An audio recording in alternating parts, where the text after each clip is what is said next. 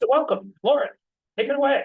Hey, everybody, thank you for having me here today. To give a little bit of an introduction to the Five Mystical Songs. My name is Lauren Ganger. I'm a fifth-year PhD candidate at Eastman, and my research is on 19th century British music. So it's really kind of exciting to get to dip my toes a little bit into the 20th century and kind of see this continuation of that tradition. So in order to, oh, sorry, yes, slide one, perfect. In order to understand the British musical tradition that Ralph Vaughan Williams championed and upheld in the 20th century, it is necessary to understand the British musical tradition that he inherited from the 19th century. Perceptions of British national music in the early 20th century are best represented by a famous, at this point almost cliche quote by Oskar Adolf Hermann Schmitz, a German writer who coined the term Das Land ohne Musik, forgive my German, or the land without music, to describe Britain. For context, Schmitz wrote this in 1904, just 7 years before Vaughan Williams completed his Five Mystical Songs in 1911. Schmitz writes, next slide, please. Quote, I have long tried to understand what kind of lack it is that manifests itself in so many English representations which have such a deadening effect. I've asked myself what is missing from this nation. Kindness, love of people, humor, or aesthetic sense? No, one can find all these attributes in England, some of them more noticeably than among ourselves. Finally, I have found something which distinguishes English people from all other cultures to quite an astonishing degree, a lack which everybody acknowledges but has not been emphasized enough. The English are the only cultured nation without its own music, except street music. This does not mean that they have less sensitive ears, but that their life overall is much poorer for it. To be immersed in music, even ever so little, means being able to lose yourself, to tolerate even disharmonies, even to spend time with such sounds, since they can be resolved in beautiful harmony. Music provides wings and makes everything beautiful and fantastical seem natural, unquote. Okay, so at this point, we should be asking ourselves if this view of Britain, which was so commonly expressed in the early 20th century, was completely accurate. Next slide, please. Certainly in the 19th century, when the concept of nationalism was born and began to spread throughout Europe, Britain struggled to establish a national music tradition to set itself apart from continental Europe. Many British composers, performers, and music critics grappled with what they perceived as a deficit in native British talent. William Sterndale Bennett, the most important composer of his generation in England, and he's the one in the lower right-hand corner, did so by cultivating a British national musical tradition inspired by musicians of the Leipzig School in Germany, including his close friends Robert Schumann and Felix Mendelssohn. J.W. Davison, the other guy on the screen, was the most influential British music critic of his generation, and he inspired this or fostered this national British tradition by denigrating foreign virtuosos and composers in the British musical press. But even without their efforts and the efforts of others, I want to be clear that Britain was far from the land without music. With the rise of capitalism in the late 18th century, the nation attracted countless foreign composers and virtuosi over the course of the next century, such as Frédéric Chopin, Franz Liszt, and Niccolò Paganini, among many others. These performers found large audiences comprised of members of the emerging middle class, who had the disposable income to buy concert tickets and the desire to prove themselves socially through educated engagement with music. The problem that many British musicians identified was that there were very few native composers and performers who could bring about a national tradition on the public professional level. Now, to be sure, while public professionalized music was the domain of foreigners in London and throughout Britain, amateur, private, and semi-private musical traditions found a place in British domestic life. The piano remained a symbol of feminine courtship rituals, and men participated in glee clubs and chamber music. Native British performers found many ways to participate in music on an amateur level.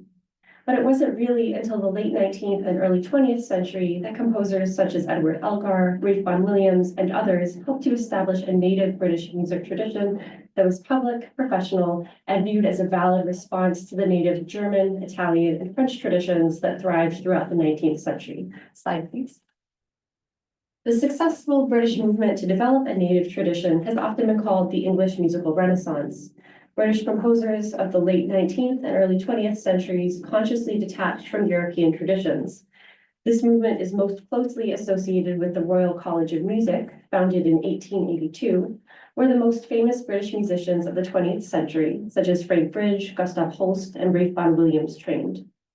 While modern scholars maintain a skeptical view of this Renaissance, given that Britain was inundated with music throughout the previous century, as I mentioned earlier, this movement provides a helpful framework for understanding Vaughan Williams' lifelong commitment to fostering a native British musical style. The English musical Renaissance promoted trends toward the democratization of music and better training for British musicians, both professional and amateur. Slide. And I just wanted to show you the Royal College of Music, where Vaughan Williams trained and eventually became a lecturer and then an instructor, because it's still in London, it's still an incredibly prestigious conservatory. Slide, please.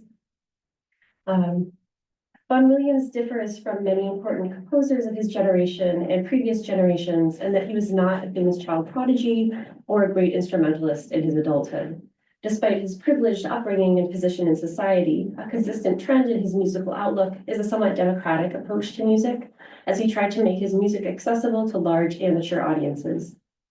And the scholar Julian Onderdonk describes him as, quote, a philosophically complex artist whose outspoken dedication to society and to the needs of musical amateurs coexisted with an intense privacy about the sources of his musical inspiration and a metaphysical belief in music as a spiritual force, often far removed from worldly issues or concerns, unquote.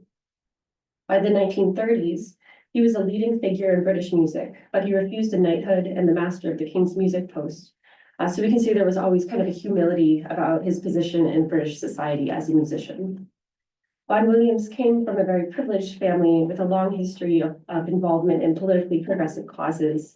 Tracing back through several generations, he was descended from British members of the anti-slavery movement, and also some of his ancestors had supported the French Revolution as well. His father, who died when he was 3 years old, was an Anglican clergyman, and this religious impulse influenced Vaughan Williams for most of his life. I'll talk more about that later in particular, because I do think that his relationship with religion is central to understanding his musical philosophy. Consistent in his work throughout his life is an understanding of noblesse oblige, or the duty of privileged people to use that privilege to help the less fortunate. He took a public interest in social issues, supporting women, the labor class, and the Jewish people, for example. His musical education began in 1878, when he was just 5 years old, when he began his first piano lessons with his aunt. In 1880, when he was 8, he took and passed a correspondence course in music with Edinburgh University. 10 years later, he enrolled at the Royal College of Music in London, and this is probably a familiar thing to hear. His family was worried about his ability to support himself as a musician, and so they made him go on a leave in 1892, at which point he studied at Trinity College, Cambridge, for the next 3 years. And keep Trinity College in mind, because it's an interesting connection to our poet, George Herbert. While Vaughan Williams was at Trinity College, he kept up his music lessons with RCM, including composition lessons with Hubert Parry and Charles Wood, and organ lessons with Alan Gray. In 1894, he received his Bachelor of Music degree, and the following year, he received his Bachelor of Arts degree. When he returned to RCM in 1895, he took up studies with Charles Villiers Stanford and became close friends with Gustav Holst, the British composer most famous for writing The Planets. Achieving his Doctor of Music degree from Cambridge in 1901 did not stop Vaughan Williams from pursuing further education, and he studied with the French Impressionist composer Maurice Ravel for 3 months, from 1907 to 1908. Ravel called Vaughan Williams, quote, my only pupil who does not write my music, unquote, while Vaughan Williams credits Ravel with helping free him from, quote, the heavy contrapuntal Teutonic manner, unquote. Vaughan Williams returned to RCM as a composition teacher in 1919, a position he held for the next 2 decades. Throughout his career, he worked as a conductor, lecturer, and competition adjudicator. In addition to his musical activities, Vaughan Williams was deeply concerned with progressive political causes and humanitarian work. In 1914, when he was 41, he volunteered to serve in World War I, and he served as a private in the Royal Army Medicine Corps as a stretcher bearer in an ambulance crew in France and Greece. From 1917 to 1918, he was commissioned as a lieutenant in the Royal Artillery, where exposure to loud gunfire damaged his hearing.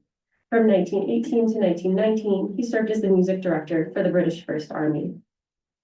When World War II broke out, by which point he was in his late 60s, He heavily involved himself in domestic and foreign charity work, chairing the Home Office Committee for the Release of Interned Alien Musicians, helping to organize daily National Gallery concerts, and serving on a committee for refugees from Nazi oppression and Council for the Encouragement of Music and the Arts. He was strongly committed to anti-Nazi efforts, and he promoted music making during the war as a means of keeping up morale and identity in Britain. I also want to note that he was married twice, just because it's kind of a salacious story, and because his second marriage was a source of great inspiration for him.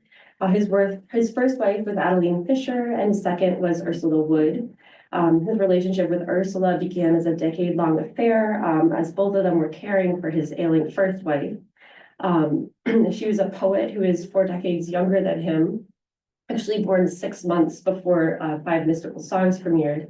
And she collaborated with him on different musical projects throughout their partnership, and just was an incredibly influential force on his life. Slide, please. The first half of the 20th century was dominated by a style known as modernism.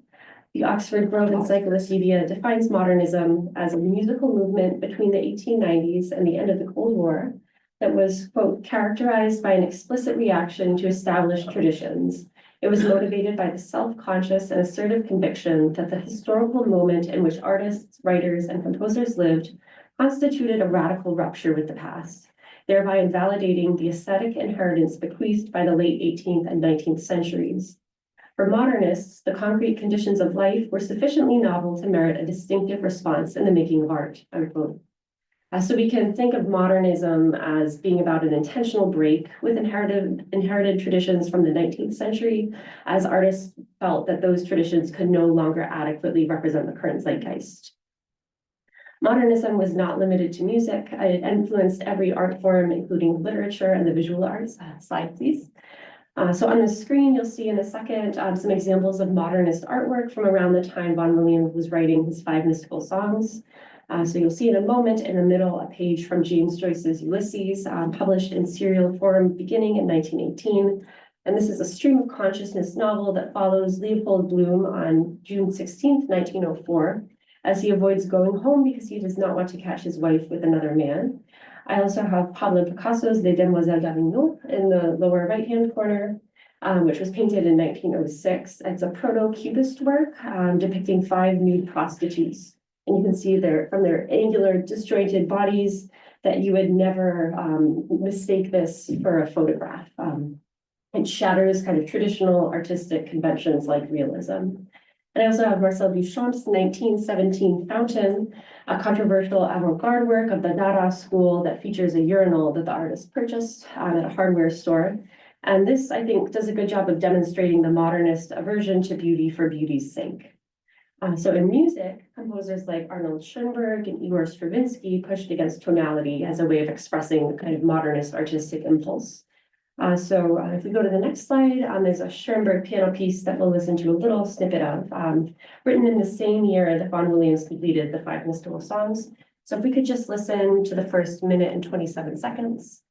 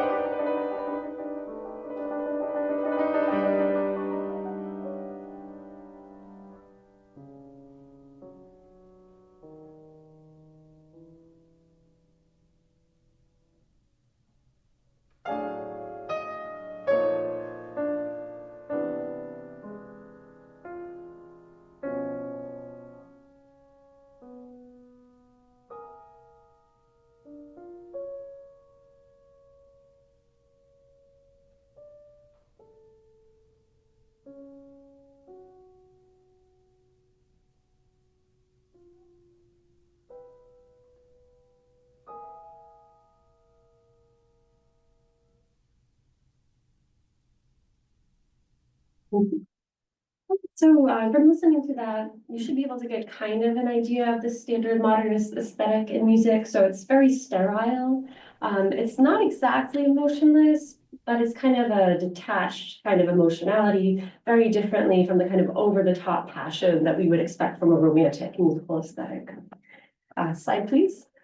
So to what extent can Vaughan Williams be categorized into this style of modernist music? So Aidan J. Thompson, one of his biographers, writes that we can see, quote, a historicist paradox that lies at the heart of Vaughan Williams' mature musical language, that modernity might be found as much in the past as in the present, unquote. While Vaughan Williams looked down on modernism because he found it soulless, materialistic, elitist, intolerant, and violent, he still espoused a modified commitment to modernism in his commitment to older traditions. While modernism constitutes an intentional break from tradition, by its nature, it also consistently and obsessively refers back to the tradition from which it has broken. Joyce uses classic works of literature, such as the Odyssey and Hamlet, as framing structures for Ulysses. And Picasso was acutely aware of the longer tradition in which he was creating artwork as well. So if we could go, Sorry. no problem. Get out.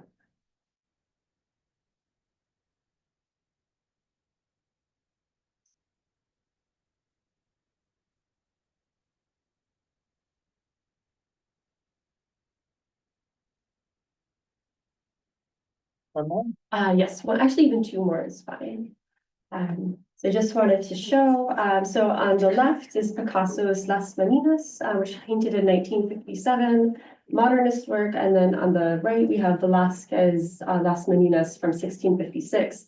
And we can see that Picasso was very clearly imitating the Velázquez painting. And so this kind of shows this modernist kind of obsession with the past. So even though Picasso is radically breaking from it with his form and the way he's depicting this image, he is still referencing tradition and engaging with tradition and kind of even instituting or positioning himself in this longer tradition. Yeah, slide please. Vaughan Williams engaged with modernism by looking back to the British musical styles of antiquity and folk music.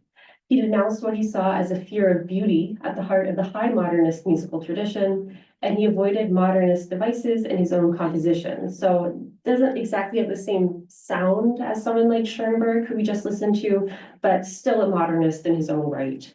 However, while Vaughan Williams avoids grappling with the brutality, novelty, and violence of modernism, he was still writing in a modernist style. The scholar Leon Botstein writes that this conservative impulse in his music negatively influenced his reception, especially in the decades after his death. Quote, his allegiance to national traditions, however authentic, doomed his music to being deemed by some as dull, unquote. Slide, please. Vaughan Williams' musical style draws on many different influences. He had a great love for modal music. So that's music that's based on different scales than what we accept from the tonal tradition. So if you're interested in finding a mode, if you look at the white keys on a keyboard and pick any white key except for C, and then play an octave scale only on white keys, you will be playing a mode. So you can kind of see them written out there. And so I'm gonna play for you an example of a modal piece, which is Infant Joy from his 10 Blake songs. If we could go to the next slide and then listen to the first minute and 44 seconds.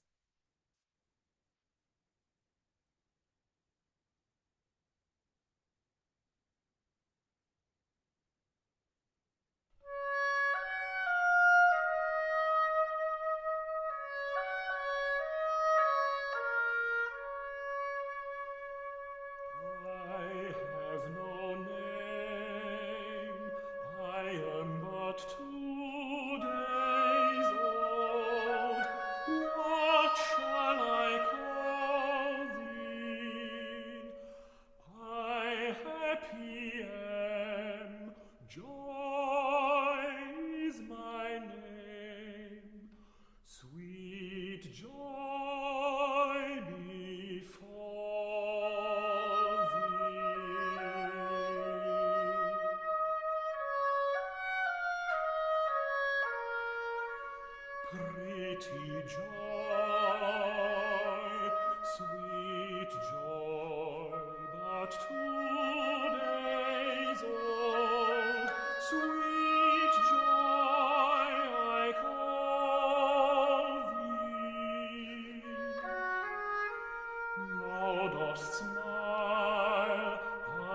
sing the while,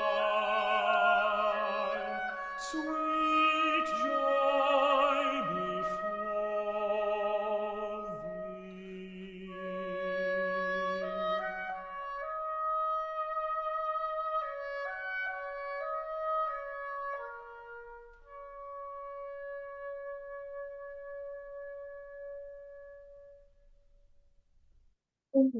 Slide if you're able to go to the next one. So that's an example of a piece written in the Lydian mode, which we can hear because of the raised fourth scale degree. So it's in the key of G, a G flat. So we would expect to get a C natural or C flat, but instead we get that C natural, which is a raised four, which sounds a little bit off. So modes can sound a little bit funky to people who aren't used to that style. Let's see. So modality is often associated with folk music, from which Vaughan Williams also drew inspiration. Some scholars will say that he kind of cherry-picked modal rural music in order to present a unified English musical past, but he was still engaging with actual folk song. From 1903 to 1904, he conducted a collection of British folk song, similar to what Bela Bartok was doing in Hungary. Vaughan Williams was interested in creating a musical inheritance from a pre-industrial and rural national past, which he believed to be authentic because it was orally transmitted, and he felt that music that was not connected to local tradition and the country's musical past was too abstract and cosmopolitan. Slide. Sorry. So folk music plays a large role as an inspiration for his compositions. Because it is an oral tradition passed down by ear rather than notation, folk song often has an improvisational sound, and songs are often altered from one performer to another due to issues with memory and simply personal choice. Other folk elements that you can expect are modality, which we just talked about, simplicity, so things that you can pick up very quickly by ear and then go on to sing or play yourself.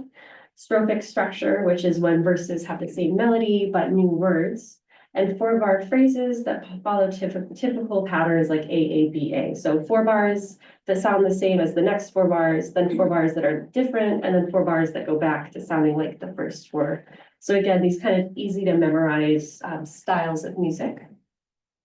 And so Vaughan Williams' first published work, Lyndon Lee, which was published in 1901, shows several of these characteristics. So could we play the first 46 seconds of this?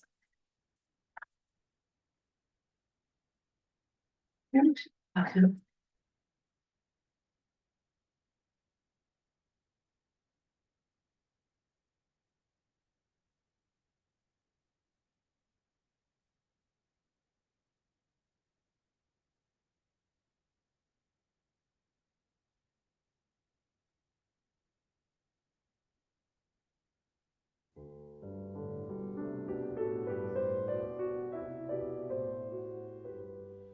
A. Within the woodlands flowery gladed, by the oak tree's mossy moot, the shining grass blades timber shaded, now do quiver underfoot, and birds do whistle overhead, and waters bubbling in its bed, and there for me the apple tree do lean down low in Linden Lea. Essentially a pentatonic piece, which is a kind of modality that we can think of. So pentatonicism is a 5-note scale that folk traditions from around the world have kind of stumbled into. So this is in G major. We would expect an F sharp leading tone to establish that tonality of G, but he omits that from the melody, and he also avoids using C. So we get a scale that's essentially based on G, A, B, D, E, G. So again, kind of playing with different systems for composing. It also follows the AABA pattern that I talked about, and it's strophic. So if we had listened to the next 2 verses, you would hear the same melody that we just heard. And also, even the lyrics themselves are very typical of folk music. It's pastoral, idolizing the countryside. And Vaughan Williams was not alone in his appreciation for folk music. As nationalism rose across Europe, throughout the 19th century and into the 20th century, the revival of folk music was a way for countries to assert a national native musical tradition. You know, kind of way to say, like, we have a long musical tradition that is untouched by other countries. You know, this is our own. So in addition to his interest in folk music, Vaughan Williams was also very interested in music from the Tudor and Stuart eras, again drawing from the British musical past. Music from these periods was often polyphonic, and that's the layering of independent melodic lines. So think someone like J.S. Bach writing a fugue. It's also modal, so again, he's really interested in modality and often consonant. So Renaissance music does include dissonance, but dissonance is always something that you touch on as a way to get back into these beautiful consonant harmonies. And so I have on the screen two of his most favorite composers, William Byrd and Thomas Tallis. If you know his Fantasia on a theme by Thomas Tallis, you'll know how much he idolized this composer. And if on the next slide, if we could just listen to the first minute and 3 seconds, this is a very famous choral work by Thomas Tallis. And you can kind of hear the way that consonance works in the music.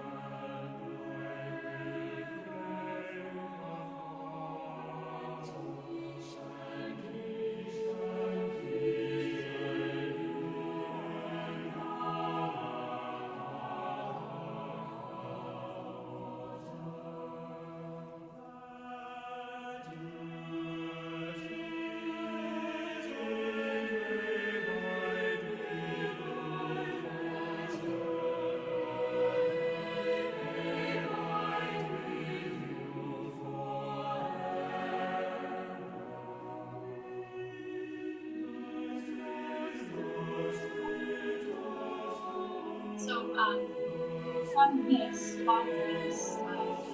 is influenced by the very transparent form and sound of composers such as Tallis, and he also prioritizes diatonicism, which is to say he doesn't rely much on notes from outside of the scale, and also it's very melody focused as well. Although his works were sometimes dismissed as being too conservative later in his life and after his death, Julian Onderdonk, one of his scholars, writes that, quote, innovation was secondary to the overarching societal goals that Vaughan Williams conceived for his music. With it, he sought to familiarize generations with a wealth of beautiful melody, raise awareness of a common cultural heritage, and above all, inspire individuals to make music for themselves, unquote. And that's something that we'll talk about later, because that's also very central to his goals in writing choral music. Okay.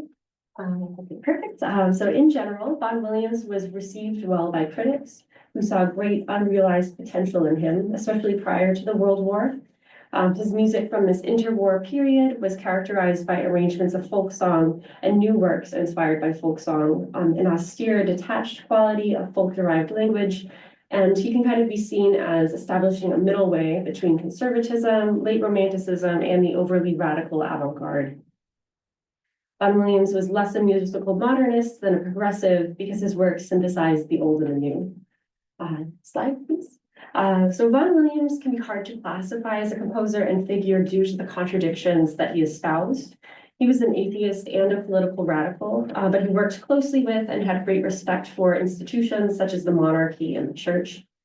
He can be seen as a populist figure for his democratic commitment to national traditions, such as folk song and amateur musical styles. But at the same time, he was an establishment figure. He enshrined folk song and early English music, which some believe exercised a harmful influence on later English music. He was politically progressive and culturally conservative. And although he was a nationalist, his music still shows some influence from cosmopolitan and modernist sources across Europe. Ultimately, he hoped to find an egalitarian musical tradition for everyone that was neither popular nor classical, highbrow nor lowbrow. Music for him served a didactic or educational purpose. The concept of musical citizenship, the idea that music positively influenced the morality of society, helps to explain why Vaughan Williams was so invested in public arts funding, and it also demonstrates his belief that the government could help with this goal. He was not an anti-establishment figure by any means. To understand Vaughan Williams's philosophical approach to music, we must understand his approach to religion because he saw the church as serving a fundamental role in creating musical communities. The influence of the Anglican Church on Vaughan Williams' musical outlook cannot be overstated. His father, as I mentioned earlier, was an Anglican minister, and although he died when Vaughan Williams was just 3 years old, the religious impulse was foundational to Vaughan Williams for most of his life. Although he became an atheist in prep school, eventually settling into identifying as a cheerful agnostic for his adult life, Christianity was central to his moral and artistic worldviews. Throughout his life, one of his favorite books was the King James Bible, and he held great respect for the Anglican tradition. He liked the ethical teachings of Christ and the Christian belief in the life of the Spirit. Although he was never a practicing Christian, he found ways to express his deepest artistic beliefs in writing for the Anglican Church, the only place where regular people regularly sang. Especially after World War I, he commonly wrote Anglican music as an outgrowth of his musical citizenship. And he looked for musical inspiration further back than the 19th century because he believed that the 19th century had distorted the ethical values of sacred and secular musical practices from a more distant British musical past, such as simplicity, sincerity, immediacy, and transparency. While as an atheist and later agnostic, Vaughan Williams was more interested in the secular values that could be distilled from the Anglican tradition. He believed that churches and religious faith in the nation were essential. Botstein writes that for Vaughan Williams, quote, the social function of churches, the ethics they promoted, the communities they sustained, particularly through active lay participation in Anglican liturgical music, was central to Britain's distinct character, unquote. He saw that in no other community than the church community did people come together regularly to participate in music together. He also believed that church music grew out of folk song and that popular music had always influenced church music because the church used familiar music to attract new followers. In an essay Vaughan Williams wrote on national musical style, he writes that, quote, the church was trying to attract people to its new religion. If you want to give people something new, start them with what they are accustomed to, then having started them with your new notions, let them down gently at the end with the idea that what you have said is not so very new after all, unquote. So I think that this approach is very familiar in his music as well. In fostering a communal, localized style of British music, Vaughan Williams took issue with what he calls the cigar theory of music. So this describes the commonly held belief that music could not thrive in the British climate and must therefore be imported from abroad, an approach that was prevalent in the 18th and 19th centuries. British supporters of this ideology believed that it made sense for luxuries such as cigars to be imported, so they were not concerned with the British national musical style because they felt that other nations could do it better and they could just keep paying foreign composers and musicians to come over. And in fact, Vaughan Williams bemoans the fact that national British music often sounded inferior to British people because they were so used to the foreign styles. Vaughan Williams also believed that, quote, a musical nation is not a nation which is content to listen. The best form of musical appreciation is to try and do it for yourself, to get really inside the meaning of music, unquote. If the church was important for the sense of musical community it created, this served Vaughan Williams's larger goal for the creation of a national tradition. Slide, please. Vaughan Williams also believed that the British national tradition must begin on the local level first. In his 1912 essay, Who Wants the English Composer? He says that, quote, art, like charity, should begin at home. If it is to be of any value, it must grow out of the very life of the British composer, the community in which he lives, the nation to which he belongs, unquote. He writes that British composers cannot yet reach the level of great masters of other nations, such as Richard Strauss and Claude Debussy. However, if they turn their focus to their own countrymen, if they realize that they have, quote, something to say to their own countrymen, and no one of any other age and any other country can say, that the composer is their own voice speaking through his art, those things which they can only dimly grope for, then indeed the English composer will be wanted, if only he is ready, unquote. He writes a lot about the necessity of cultivating pride and musical citizenship and creating great music simply for the sake of creating art. He was no xenophobe, though, I do want to mention, and he did not mean for the British composer to only appeal to British people. And he also didn't believe that other European styles of music could have no interest for British people either. What he did believe is that the British composer must appeal to the British people first in order to have any kind of appeal on a national or on an international level. He writes that, quote, "The greatest artist belongs inevitably to his own country," unquote, stating that music that appeals everywhere must first appeal to its own people and will always have a special meaning for them. For Vaughan Williams, there was no shortage of inspiration for music on the local level. He writes, quote, "Have we not all about us forms of musical expression that we can take and purify and raise to the level of great art? For instance, the lilt of the chorus at a music hall joining in a popular song, the children dancing to a barrel organ, the rousing further of a Salvation Army hymn, St. Paul's and a great choir singing in one of its festivals, the Welshmen striking up one of their own hymns whenever they win a goal at the international football match, the cries of the street peddlers, the factory girls singing their sentimental songs. Have all these nothing to say to us? Have we not in England occasions crying out for music? Do not all our great pageants of human beings, whether they take the form of a coronation or a syndicalist demonstration, require music for their full expression?" He concludes, quote, "The composer must not shut himself up and think about art. He must live with his fellows and make his art an expression of the whole life of the community. If we seek for art, we shall not find it," unquote. His opinions about the cultivation of a British national tradition remained fairly consistent throughout his life. In 1932, he published a series of lectures he gave at Bryn Mawr College in a collection called National Music. In this work, he makes a series of striking claims about the nature of music.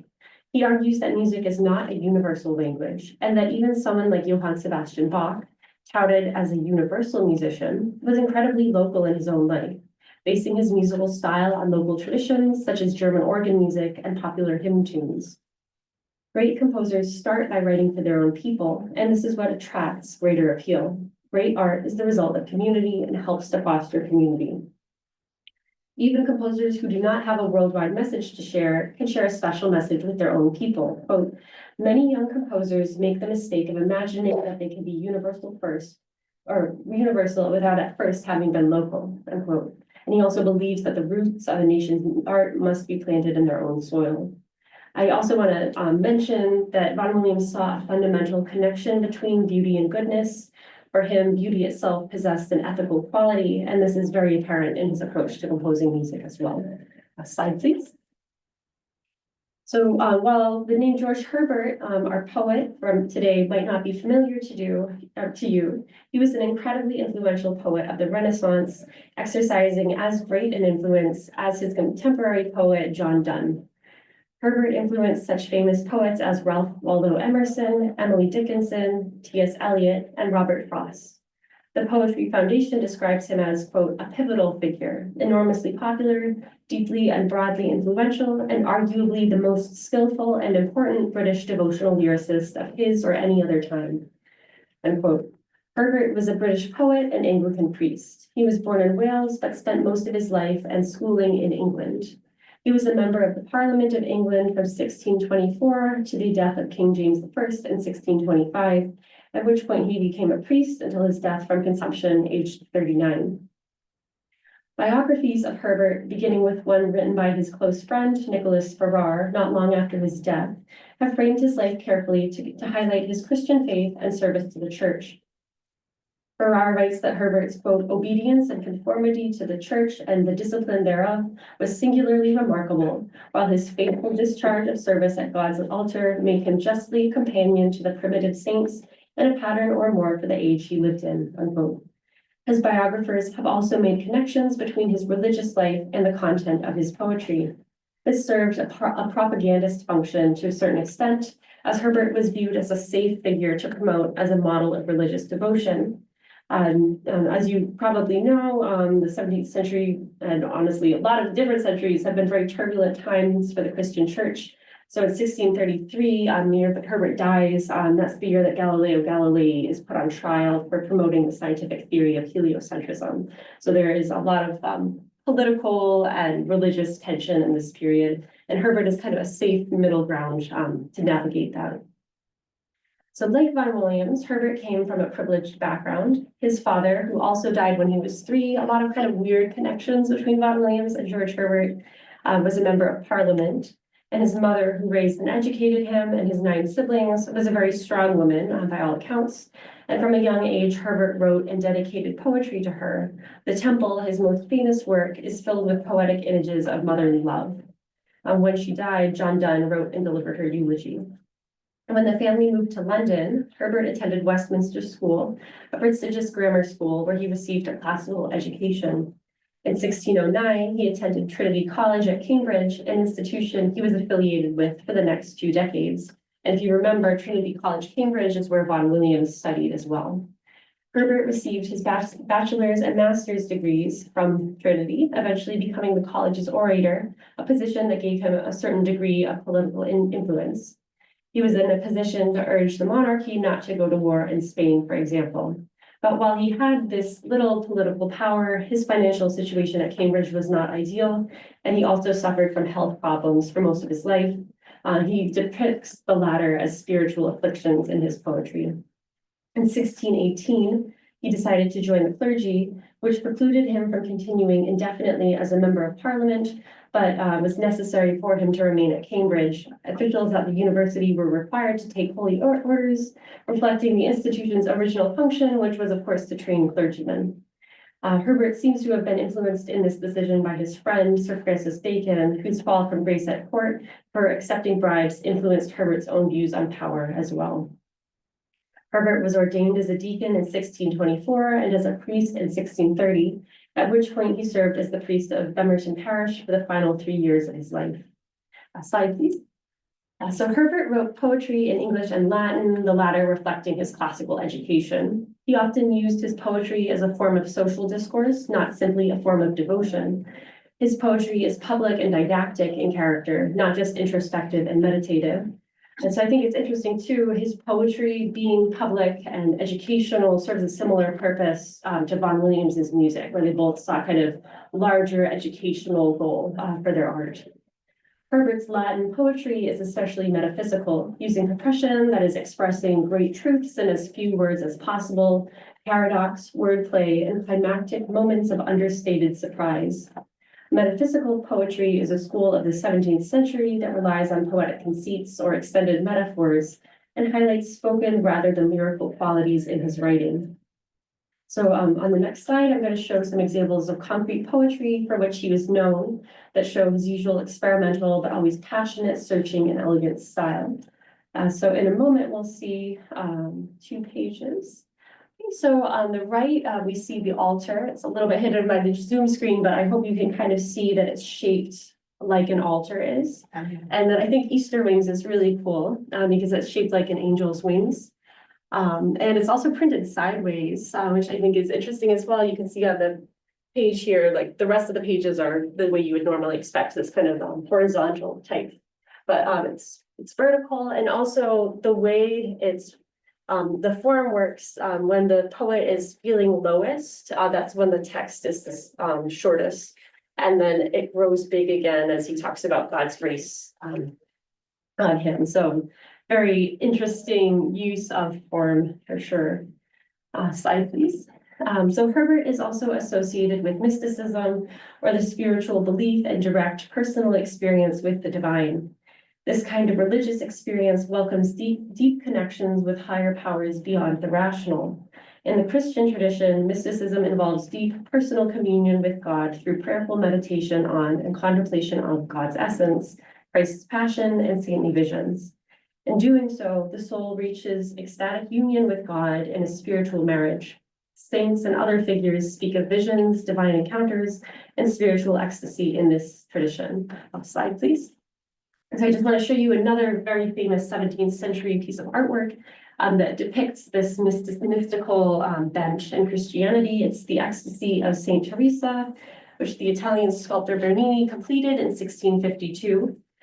And if you look at it, you can kind of see some of these ideals from the poetry played out in the sculpture, where she's clearly overwhelmed by this encounter with the divine. She's kind of turning away, which is very typical imagery in mysticism. And it's almost even erotic, or at least so overwhelming, when you look at the way the sculptor has depicted it.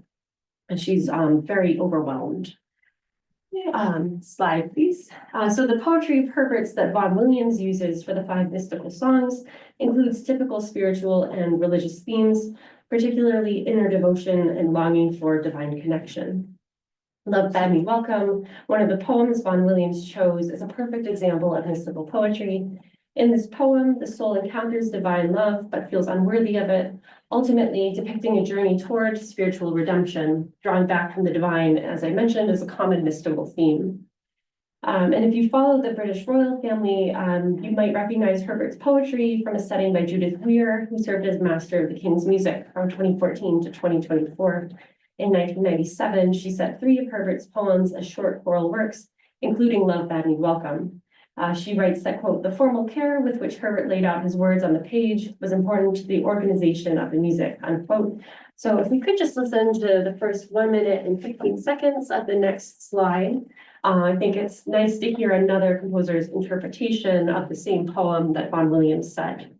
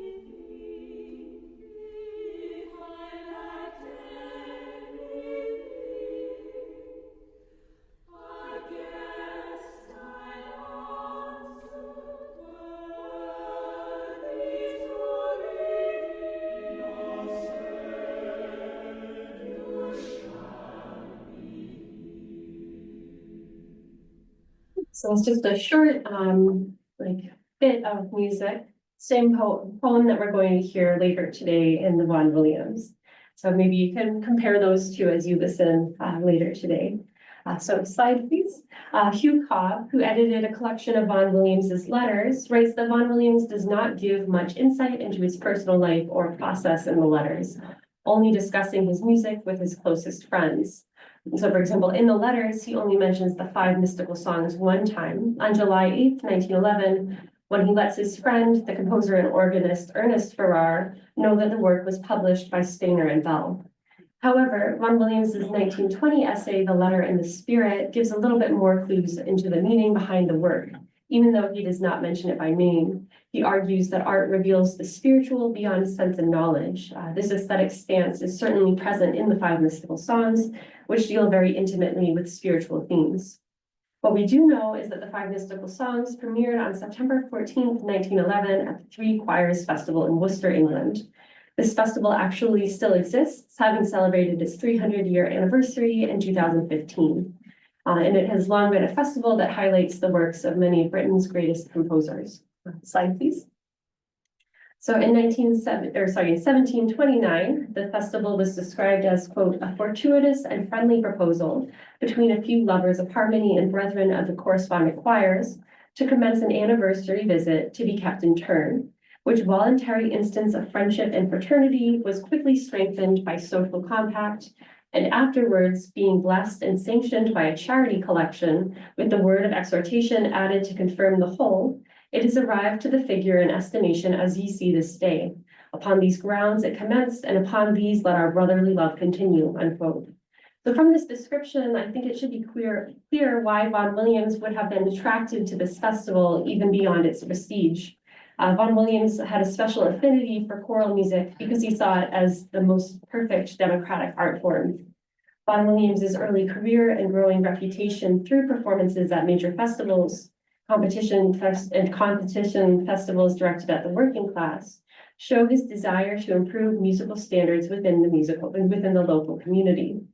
While the choral tradition in Great Britain diminished after World War I, Vaughan Williams continued to compose for chorus and orchestra for his entire career. His choral writing mixed a didactic style that introduced audiences to folk music and older English church and concert music, and a progressive style that used advanced harmonies and dissonances. Typical features of his choral music include mixing texts from diverse sources, so the most famous of these probably being his 1936 cantata, Dona Nobis Pacem, where he has sacred texts along with poetry by Walt Whitman, and a great respect for the choral institutions of the day. Charles Edward Maguire calls Vaughan Williams the most important choral composer of the 20th century, writing that, quote, as he ascended to become the most important living composer in Britain, Vaughan Williams took the promotion of choral heritage for British music extremely seriously. He did so with the understanding that he would not be considered a revolutionary and that critics might even value his work less on account of that, unquote. Slide, please. At its premiere, the work featured an orchestra, baritone soloist, and four-part chorus. The work is in 5 movements, each taking its text from a different Herbert poem. Vaughan Williams orchestrated the work for different ensembles, which may have allowed amateurs to perform it. In all of these songs, listen for the way the choir and the soloist interact with one another. The first and last songs are more communal songs of praise, framing the middle 3 songs, which are very personal meditations. The soloist plays a key role throughout. So the first one is Easter, and in this one especially, hear how Vaughan Williams emphasizes certain phrases from the poem with interjections from the chorus. The baritone takes the lead in this movement, with the chorus echoing what he states. I Got Me Flowers is much more intimate than the opening song. The choir comes in for a very striking homophonic declaration that there is but one and that one ever at the end of the piece. And Love Bade Me Welcome, Love Bade Me Welcome, the sacrament of communion is portrayed as a dialogue between divine love and a human speaker who feels unworthy. The 2 speakers are sung by the soloist, but you can easily tell them apart because of tonal and rhythmic differences. This movement features the chorus singing the plain song melody, O Sacrum Convivium, on a neutral vowel. And if we could just play the whole thing on the next slide, this is the original plain chant that Vaughan Williams is borrowing for this movement. O Sacrum Convivium, in Christus sublimum, recorrendo memoria, passionis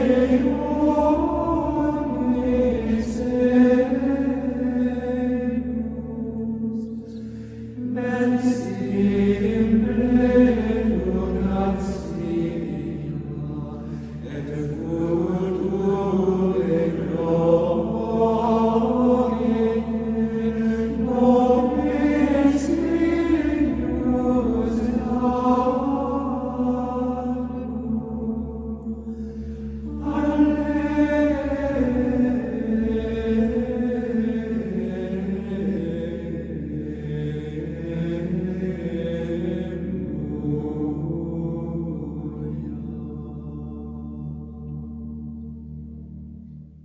And then finally, we have the antiphon, which is a song of triumph. The call is the 4th movement, which features the soloist and is probably the most overtly folk song in nature. 2 of the 3 verses are strophic. So again, same music, but different texts. And the tune is simple and singable, another common feature of folk music. And then finally, we have antiphon, which is a song of triumphant praise of God and music. In this final movement, listen to the sound of bells in the melody and in the accompaniment. Maguire writes that the 5 mystical songs blended genres into a, quote, mixture of standard fare and innovative ideas, unquote. The work was an unusual choice for the 3 Choirs Festival as an orchestrated song cycle on sacred texts with ad-lib choral accompaniment in 4 of the 5 songs. It was not the more standard style of religious composition that was often performed at this festival. In fact, it really represents an entirely new genre, one that attendees at the festival found a little bit unfamiliar. But if it was unfamiliar, how was it received? Generally, it received fairly positive reviews, but critics still didn't quite know what to make of it. They were uncertain if the music's influences were very old due to its Gregorian character, so the use of plain chant, for example, or very new. And remember, Vaughan Williams studied with Ravel, a very impressionist French composer, so some of those influences make it in as well. For modality, which we talked about earlier, these kind of new, or not new, very old, different scale types are kind of the bridge between very old music and the French Impressionist style, because both use modality very heavily. Okay, so I found in the archives a contemporary review of the first performance of the Five Mystical Songs. So this is from the New Music Review and Church Music Review, which writes in November of 1911, quote, "For his five mystical songs, Dr. Vaughan Williams has followed the French schools to a certain extent. He is decidedly un-English in both his melody and his instrumentation. One quite new effect and vocal accompaniment he has got by making the chorus hum with closed lips, but with the sound of a short as in the word but. The words are by George Herbert, and the setting is for baritone solo, chorus, ad-lib, and orchestra. They are all perfective, though none of them are great. I venture to predict the greatest popularity for the last, Let All the World Live in Every Corner Sing, intended for full chorus. The melodies are taking, and good use is made of fragments of ancient plain song." Unquote. So I hope that you'll be a little bit more charitable about this piece when you hear it. And, you know, after everything that I've talked about before, I hope that you can hear the Englishness that's kind of very distinctive about it. And I think it should be more apparent to you than it was to this reviewer. So the work does seem to have grown on people. In 1913, the Musical Herald wrote that, quote, "Dr. Williams is one of our most consistent lovers of folk songs. In addition to collecting and arranging examples of this class of music, he frequently writes in direct imitation of it, and he is always good when mood and subject bring about folk-like melodies," unquote, such as "I Got Me Flowers" from Five Mystical Songs. This review gives a more positive response to Vaughan Williams' incorporation of folk influences. So slide, please. So Ralph Vaughan Williams viewed music as a means of creating and sustaining a British national musical identity, and in working toward this goal, he sought inspiration from musical traditions from his country's past, especially folk music, which he felt was more authentic to the country as a pre-industrial oral tradition. Although he was a self-proclaimed cheerful agnostic, throughout his life, he was heavily influenced by the Anglican musical tradition, and he viewed the Anglican Church as an essential institution for transmitting native music to the British people and cultivating a society capable of appreciating and participating in great British music. This view of the importance of the Anglican Church in British society should be clear in this thoughtful setting of the mystical poetry of the Anglican priest George Herbert that you are about to hear. While on the surface, Vaughan Williams' music is perhaps not as progressive as that of many of his continental European contemporaries, and has sometimes been overlooked for this reason, a careful study of the Five Mystical Songs demonstrates Vaughan Williams' fundamental aesthetic stance that beauty holds an ethical quality. As you listen to this beautiful work, I hope it is clear to you that he wrote it for just this kind of setting, a performance that allows members of the community to come together and share in the enjoyment of good choral music. Thank you so much for your time and attention, and I hope you enjoy this concert.